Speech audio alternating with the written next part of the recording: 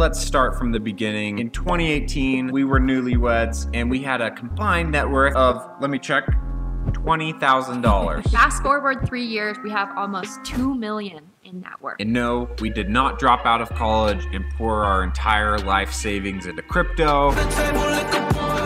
Okay, so this is my mining farm at my apartment. We didn't start some crazy Valentine's Day bunny drop shipping thing. None of that. All it took was just a tiny bit of access to my family's awesome trust fund.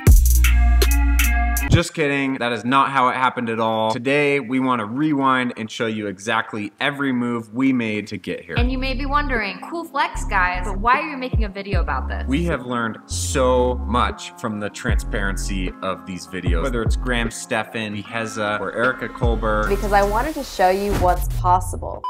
So buckle up, we're about to be insanely transparent with all of you. Let's start at 2018, where we had a combined net worth of around $20,000. This was kind of still an impressive number because we were both still in college. So we attended BYU, both had a semester left. This school's total year tuition was under $5,000. I had a scholarship, Josh had money from his Twitter internship, had absolutely no debt in college. So the point is, our first big move was graduating from college debt-free. During this time, we were absolutely insanely frugal. Apartment was $600 a month. I completely furnished it for free off of random stuff from Facebook Marketplace. We had gotten a couple $100s worth of Target gift cards for our wedding because we registered there. I was determined that we would not spend anything other than those Target gift cards for the remainder of our college career. I gave us a $20 a week grocery budget. This was bad. I would want to buy a taco seasoning mix that costs like $1.50. It got the no from Katie. That's a real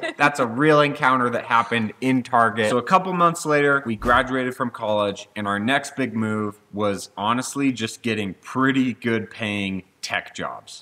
It was pretty surprising to us too when we got these offers. I got hired at App11, which was a late stage tech startup in downtown San Francisco. My starting salary was $90,000 a year, plus this stock package that we had no idea what was worth at the time because it was a private company. But as we'll show later in the video, I was getting paid quite a bit of money from that stock package every year. So if you've seen our most viral video, no surprise, I got hired at Twitter. $127,000 per year, plus a $25,000 signing bonus, a bunch of public stock. So in total, it was $184,000 per year, which was just like crazy that someone was willing to throw that much money at a new grad, but we took it. I made this spreadsheet back in 2018 so we could track our net worth, and it's been actually really cool to go back and see. Here is our end of 2018 snapshot. As you can see, we both started investing in 401ks this year, maxed out our 401ks at our jobs. We started putting a little bit of money into a Robinhood account, and we both started an IRA account. So the conclusion of 2018, our first year working in tech, fresh new grads, we had $103,000 net worth. In 2019, not a whole ton changed. I did get a raise to kick off the year, so my base salary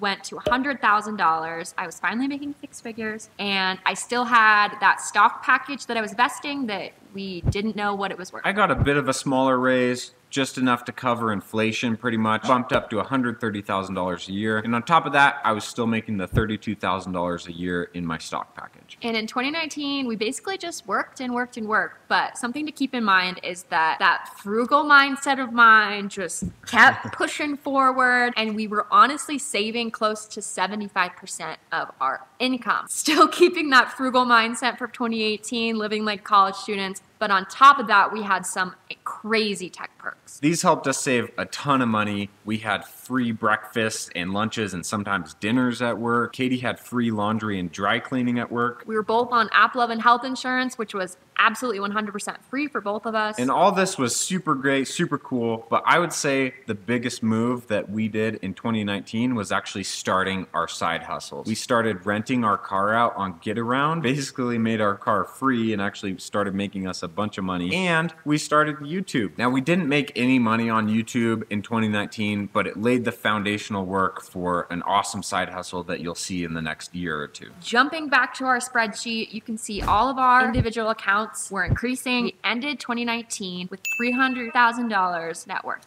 To kick off 2020, I started the year with a big promotion and a big raise. I was now making $120,000 a year. I still had my original stock package, but I also got another stock package to start off 2020. So I got a little bit of a bump at Twitter again, but for me, the biggest jump in my salary was actually leaving Twitter and moving to a new job at Robinhood. They offered me a $145,000 salary plus $30,000 for a signing bonus on top of that. And then because Robinhood was a private company at the time, I also got an unknown stock amount that we didn't really know how much it was worth. 2020 was also awesome for us because it was when we had our first viral video. In February, the day in the life at Twitter video went viral. We started getting a ton of traffic on our channel, and our YouTube actually started making us money. As you guys all know, 2020 was the year of the COVID. We actually left San Francisco in the middle of the year and went and stayed with family for the remainder of the year, so we honestly had no living expenses for the rest of the year. And the very last thing we did in 2020 is at the very end of the year, I left my job at AppLovin and we purchased this lot for our home that we're living in now. So here's all of our accounts. You can see which ones increased. We are still putting money into retirement accounts and into brokerage accounts like our Robinhood. Honestly, it was a pretty straightforward year. You can see we're just cruising along. Our net worth is increasing. We're in the $500,000 range. So at this point, we are barely halfway to millionaire status. You may be wondering, how did we make that big jump? This past year has been crazy for us. To kick off the big events in 2021,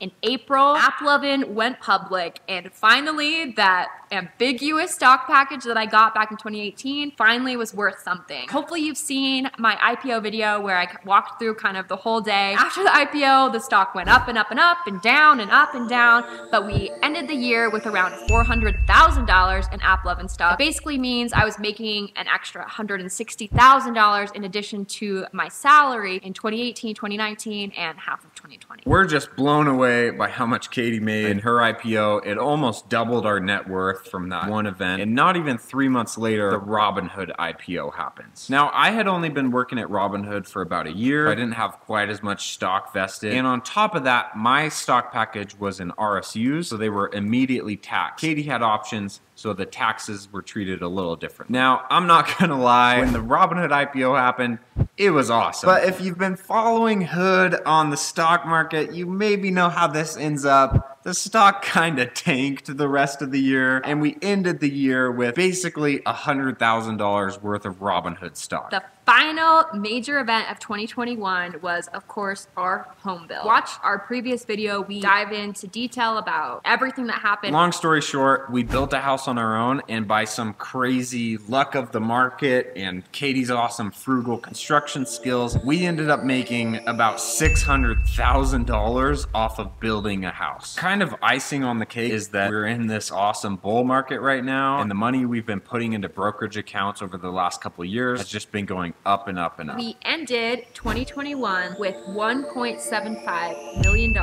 in net worth. If you look at the combined $1.7 million, you might think, oh, they got lucky with tech IPOs, they got lucky with their home build, but the IPOs were only $500,000 of $1.7 million. The house was only $600,000 of $1.7 million. So it's not one single thing that brought us to millionaire status. It's just a compounding of our really good financial habits that we established with investing, and then also seeking out lucrative, high-paying jobs and taking a big risk. So we want to make sure you understand that, like, we see us living frugally and making good financial decisions back at our first year in San Francisco as really what enabled us to be in a financial situation to build this house and to put so much money into our investment account. If you take anything away from this video, we believe our financial success is that we set and stick to really good financial habits. And I really just want to leave it on this note. We didn't make this video to brag. We have been helped out so much by people on this platform being transparent about their finances. We just wanted to contribute and give back a little bit